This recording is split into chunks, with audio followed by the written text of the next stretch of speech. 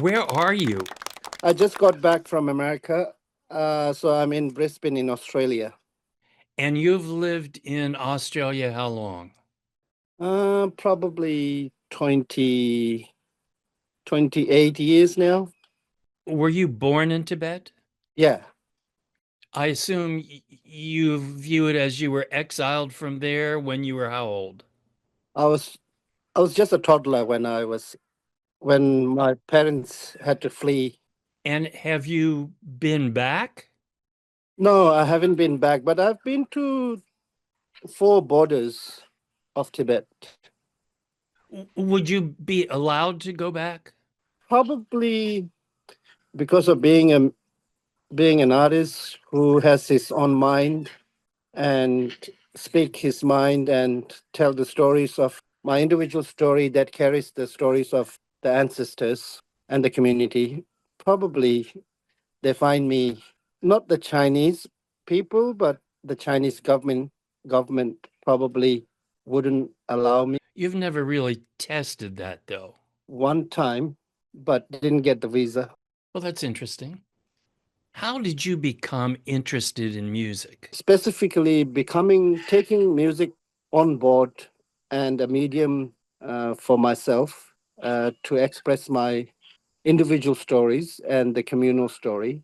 I think that probably came about when I was in my teens. But music itself, for me, the encounter with music probably goes back to my childhood as a toddler. As a traditional parents, my mother would rise up early in the morning, 4 in the morning, and start chanting. And then in my awake and dream state, I would hear her chant. So that would be my initial, probably, I can't remember being in the mother's womb, but but I can remember being a toddler and hearing her chant.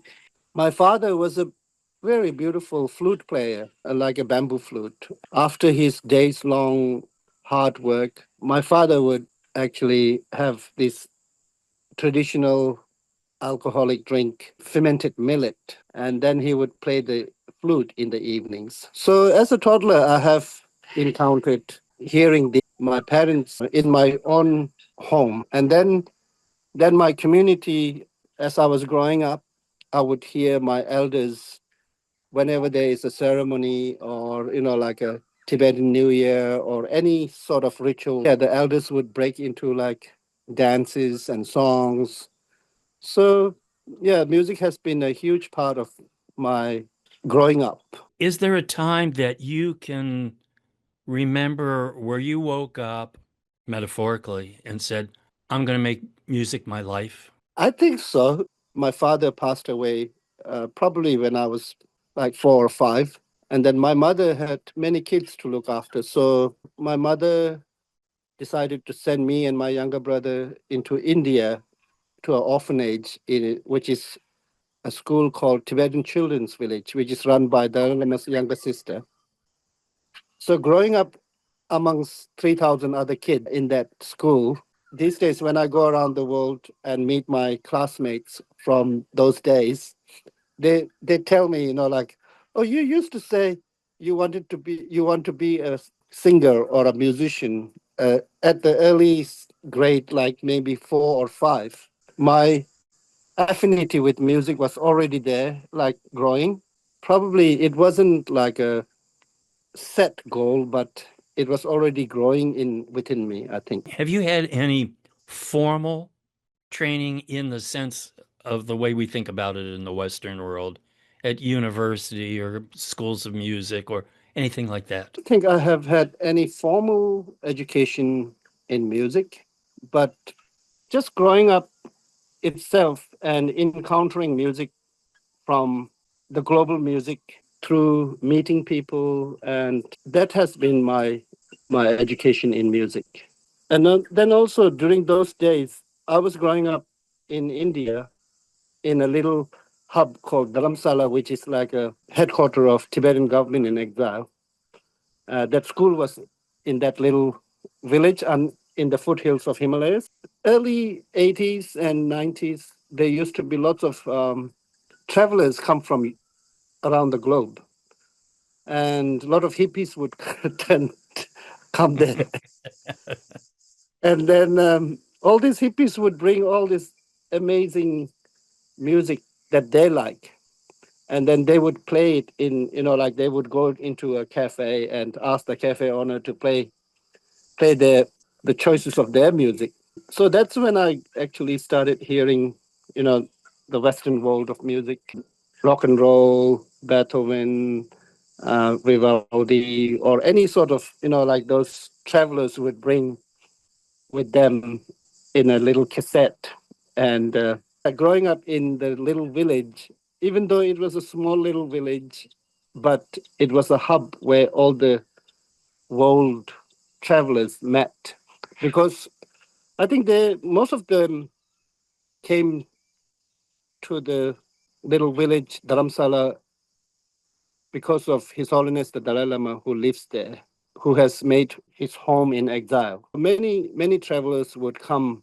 When you heard Western music, given that you grew up surrounded by traditional Tibetan music, Yeah, what did it sound like to you? I can't really think of one certain thing other than enjoying the music itself. A lot of the time, when I describe to people what my music sounds like and what music is to me, is like it's like drifting cloud, where the clouds are not being bothered by the geographical boundaries that we human have created.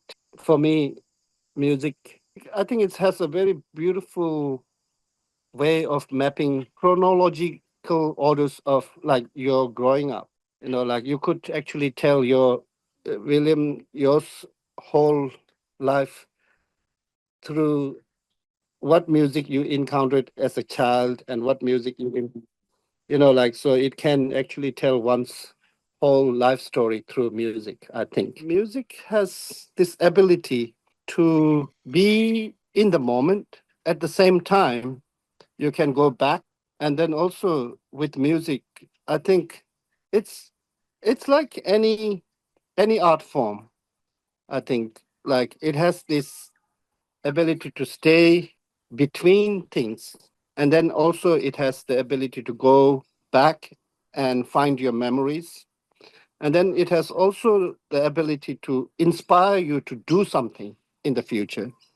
So I think I would I would kind of, maybe as I was growing up, I had this more affinity and more close relationship with the sound from my own community. But now, well, for now, I think I have grown to embrace any sounds, like the sounds that are, for me, the birds that you can hear right now. It's music for me. And then when a wind, like a breeze, strikes the leaves and then makes that sound from the leaves, I think that's music for me. So yeah, like I think it doesn't have to be a human created thing. Music is there in all parts of, like in all 10 directions. As I know that you work collaboratively with Philip Glass. When you worked with him, how did that happen? I mean, how did you two get together and create something? My friend Philip, he has been doing this concert with Tibet House in Carnegie Hall for the past 30 odd years. And so 20 years ago, almost 20 years ago, him and Tibet House invited me to be part of that concert. Philip is an amazing Buddhist practitioner as well. And he has an affinity with Tibet and India, and then the philosophies from that world. He chose to be a Buddhist, and I was born into a Buddhist world in this lifetime. And then we both love music. And then I do remember my first encounter with him taking part in the Tibet House concert. I was quite scared because I didn't know what Carnegie Hall was and who I was playing. Like the lineup was like huge, and I didn't know that world of fame, like the celebrities. And I happened to be going from Australia to New York to take part in that concert. So I was probably a little nervous backstage, and Philip must have felt it, like, and he said, he came to me and very quietly, and he said, Tenzin, there's only one Tenzin on this planet who can do Tenzin. That stayed in my heart for a long time. And I even actually these days when I meet young Tibetan artists, I always kind of pass that onto them to give them encouragement. That stayed with me. And then, I mean, musically, I love one of my favorite things in creating any art is human collaboration. And I think we connected in that way. Once a year, I visit New York, and then I get to spend some time with him, a week or 2 weeks, and then we create music, and then also talk about philosophies that I come from, the way he encountered and the way I grew up into it, and the way he encountered and how he practices. And then I see his practice and the discipline that he has. I would say he is a better practitioner than myself in the Buddhist world. Really? Yeah, because I grew up into it. I was born into it, so probably I was more lenient and in my own practice. When you created the work on your new CD, Yeah. how did that happen? How did that work? Before this album, Be the Sky, we have worked on several other projects, but then the Be the Sky just happened very spontaneously. Do you remember the time when we were all scared of breathing with another human being? Um, Yes. and the birds and the animals were like super free and wandering about while humans were tucked away in their little home. That time, the Carnegie Hall Tibet House concert was being done online. They approached me and Philip to do one piece. And it so happened that I was reading one of Tibet's amazing poet, Yogi Milarepa's song became the inspiration for the Be the Sky. And so I was in my home in Australia and Philip in his home in New York, in Manhattan. So we started exchanging sounds. And so I sent something. So it was kind of like through the sky, through the ether, we were sending files to each other. And that's when me and Philip and Sauri together, she did the reciting of the poetry, the Be the Sky. One thing that I wanted to make this as an 11-minute piece, and during that time, I think we were all kind of scared and didn't know what was going to happen. So the inspiration about being the sky to give that freedom to your mind was very prominent. At like I can clearly, actually, vividly visit that memory. Actually, how it happened when we presented it online, Tibet House concert with many other amazing artists also involved in it. And that's when Orange Mountain Music, after hearing the piece, they said, "Oh, should we put it out?" I was kind of like, "Oh, please hold on to it. I would like to actually expand it into a full album rather than just one piece out in the world." Be the Sky was born through that, in that world.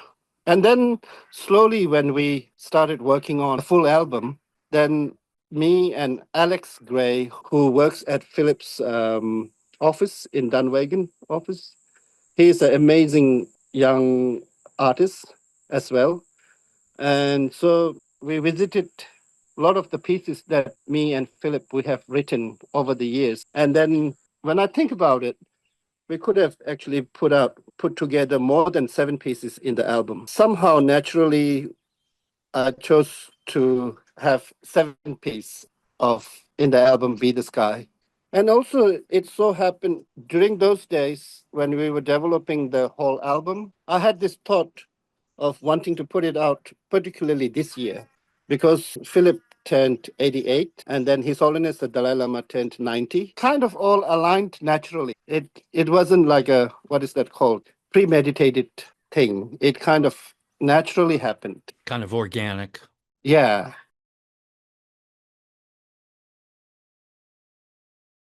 Be the Sky itself, that's purely Philip played the piano on that. And then all the rest of the pieces, I had the Tibetan children from the school that I grew up in. I really love involving the kids from that school because it takes me take it's I have an affinity with that school because I grew up in that orphanage. So we had about 100 kids from there in the piece where Snowy Mountain. And then we had Alex himself play the pianos, and then Scorchio String Quartet, who has been part of the Tibet House concert for many, many decades, like all these years.